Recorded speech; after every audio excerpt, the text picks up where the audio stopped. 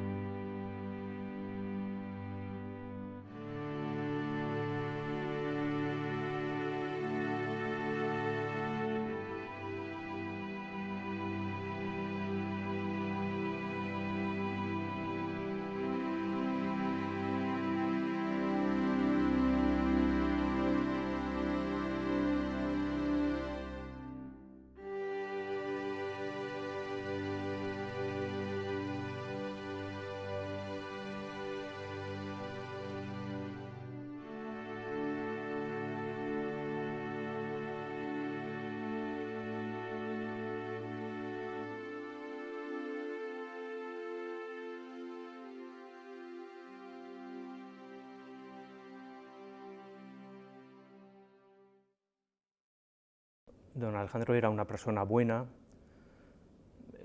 se podía definir como bonomía. Don Alejandro era un hombre recto y sólido y que lo transmitía y a la vez muy versátil, ¿no?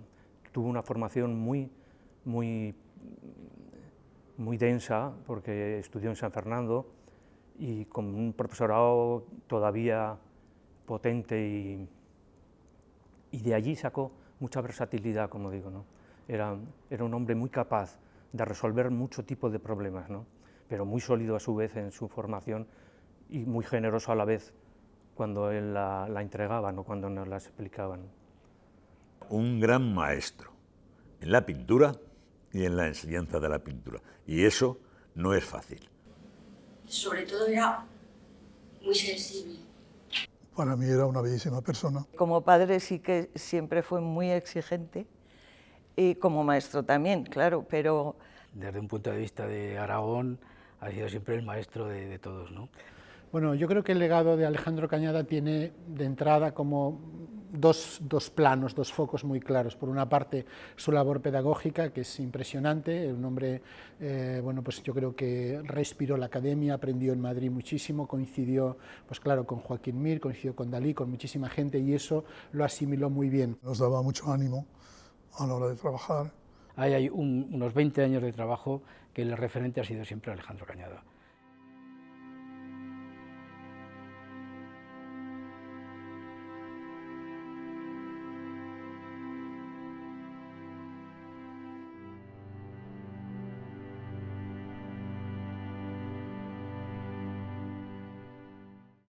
El estudio era Cañada, no había otro de ese nivel y de esa calidad. Hasta los 80, en que cambian los planes de estudios y empieza a ser ya una aproximación a lo que ha podido llegar a ser ahora mismo la Escuela Superior de Diseño, ¿no? Yo estuve anteriormente en la Escuela de Artes, y en la Escuela de Artes me pasaba que me aburría porque con una escayola, con un modelo de escayola tenía que pegarme días y días, y eso a mí no me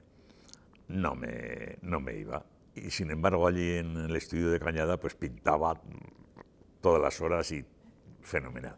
Porque si tenías que ir de 4 a 6, por ejemplo, pues ibas a las 4, pero estabas hasta las 7:30, hasta que Alejandro te decía te puedes marchar, ¿no? No era una academia de si, era una cosa familiar y de tú a tú y de querer aprender, no de ir a pasar el rato. Recuerdo que había una escena que era como la última cena, algo así, no muy bien, y me dijo que lo que había que hacer para llegar a eso era trabajar mucho, que era la principal condición para llegar a eso, trabajar mucho. Aquello era como una carrera de obstáculos, ¿no? tenías que currarte primero todas las figuras, después pasabas a bodegón y ya lo último, había una cortina que separaba las clases, era el estudio natural, ¿no? El espacio que tenía dedicado a los que estaban ya, digamos que lanzados, ¿no? Que eran los especiales, y ahí entrar en aquella especie de cenáculo era algo que ya solamente de asomar las narices ya te llenaba, ¿no? Y costaba llegar allí, ¿no? Era muy seguro en lo que estaba transmitiendo, si querías escucharle. Es que eso es importante, claro, el que tengas confianza, que tú veas que cuando te corrigen para bien, ¿no? Porque con esa solidez a la que me he referido anteriormente, ¿no? Y eso lo transmitía. Y sobre todo era el no dejarte pasar de un espacio o de una línea a otra línea, ¿no? Sin haber comprendido qué es lo que te estaba pidiendo. Muy sólido todo y mucho trabajo de taller. Al final creo que él se lo inculcó a mi madre me lo ha inculcado a mí, entonces es parte de lo que le agradezco, ¿no? El linaje y la solidez de esas raíces. Te enseñaba sobre todo el oficio de pintar, ¿no? Que tiene, bueno, pues un montón de características, es algo complejo, minucioso, metódico. Yo intento mantener un poco eso, esa disciplina de coordinar ojo, cerebro, mano, para que la persona que viene a dibujar aprenda a dibujar se aprende. Cuando tú lo dominas es cuando puedes empezar a, digamos, a experimentar, a vibrar, a encontrar tu manera, ¿no? Pero siempre queda algo que sin querer la mano, cuando dibujas algo te va a su sitio. ¿Por qué? Pues porque lo has hecho 1.000.000 de veces, ¿no? Cuando empiezas a hablar con un montón de artistas que luego han abrazado la abstracción o que han abrazado la figuración o lo que sea, Julia Dorado, que ha seguido un camino completamente diferente, un camino de color, de abstracción, un camino, digamos, como más misterioso pictóricamente, bueno, pues vemos que realmente todos reconocen bueno, su magisterio. Y él fue muy paciente, lo entendió muy bien y bueno, yo aprobé todas las asignaturas a la primera, con lo cual quiere decir que sirvió. Y entonces yo le tengo un gran amor y un gran respeto porque nunca planteó mi tema y mi trayectoria. A mí una de las historias que más me gusta del estudio de Alejandro Cañada es la historia de Jorge Gay, ¿no? Caí enfermo en Venecia y tuve que volver obligatoriamente a Zaragoza. Aquello fue difícil, fue una vuelta de Italia un poco dura y pensé... Tenía la sensación de que había perdido la mano de pintor, un hombre que ya tenía una trayectoria y que había hecho cosas maravillosas. Me fui recuperando y sentí la necesidad de volver y dibujar. Entonces decidió ir a, bueno, donde había estudiado, pues fue a Alejandro Cañada. Pero volví allí porque sabía que podía dibujar. Allí tenía un sitio de acogida. Y fue a recuperarla, digamos, a pintar del natural, a volver a escuchar los consejos de Alejandro Cañada, que supongo que serían muy diferentes a los que le daba otro pintor. Es decir, y del buen profesor y de lo vinculante que era el profesor Cañada con la historia del arte, con todo el mundo del arte. Y allí allí había modelos del natural que posaban para retrato, que posaban para desnudo, siempre ha sido, digamos, uno de los grandes estandartes del estudio, y allí se quedó fascinado, yo creo que la vio 2 o 3 veces, a Nieves. Bueno, y un día la esperó y ahí se inició una historia de amor que todavía sigue, ¿no? Entonces me la contaron luego los dos y realmente es una historia muy bonita y esas cosas pasan en los estudios de pintura, ¿no? Y me parece preciosa. Había siempre unas mesas de madera largas, preciosas, y tú te sentabas allí y solamente el espacio ya de entrar y ver las escayolas, los dibujos, la gente siempre afaenada, bueno. La primera impresión que tuve cuando entré en el piso, en Miguel Servet de Cañada, fue los cuadros que había. Tenía un autorretrato.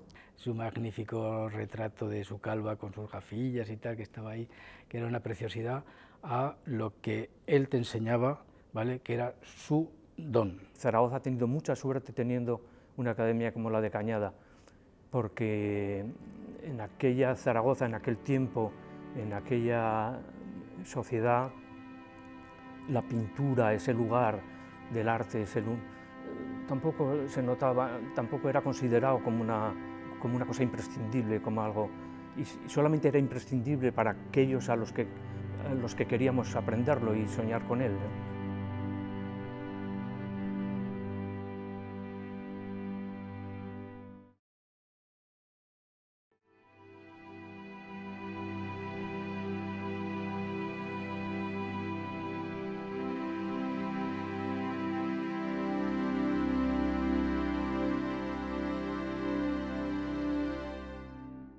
La materia fue el óleo, aunque al final hizo unas cosas con maderas arañadas, con corchos, buscando otras texturas, a lo mejor.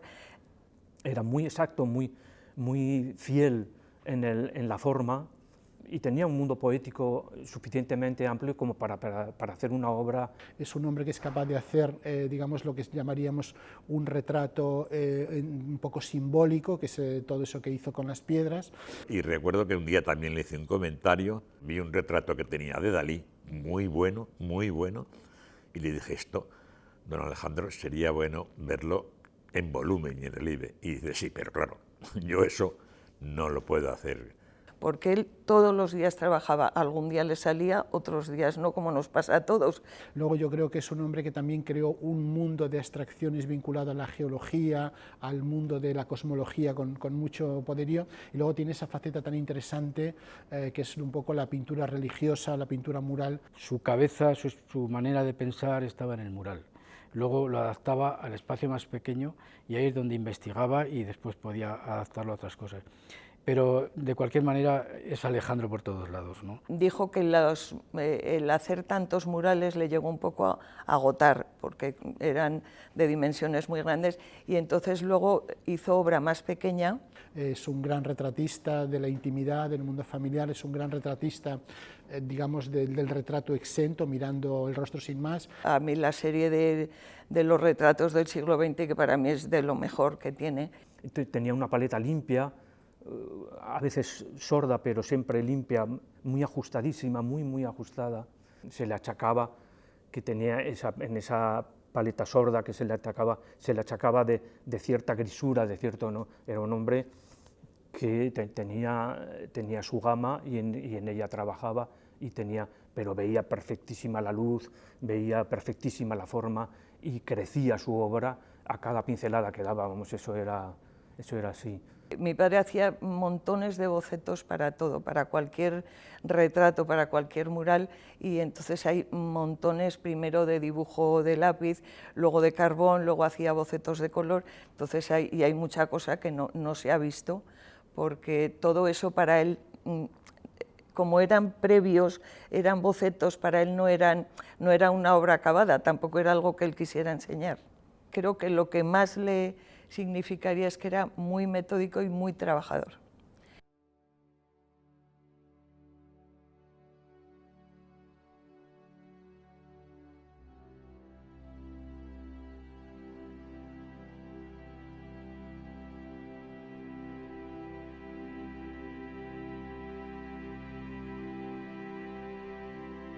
Y era un hombre que dejó no solo el pozo del profesor, sino el pozo del humanista, del hombre curioso que todo el rato invita a conocer más cosas, a mejorar. La cantidad de artistas que podría considerarse como una segunda familia, ¿no? Y un lugar de encuentro, ¿no? Porque eso fue Cañada a su vez, un lugar de encuentro donde nos encontramos mucha gente. No hay vez, y paso varias veces a la semana, que haga Miguel Servet y que yo mire el número 20 donde estaba don Alejandro. Y yo creo que en ese sentido es una figura clave y es una figura fundamental para entender nuevos caminos del arte aragonés, ¿no? Un agitador que te daba códigos. El amigo que he tenido en la espalda, pegado a la oreja, para ayudarme a entender la diferencia entre mirar y ver.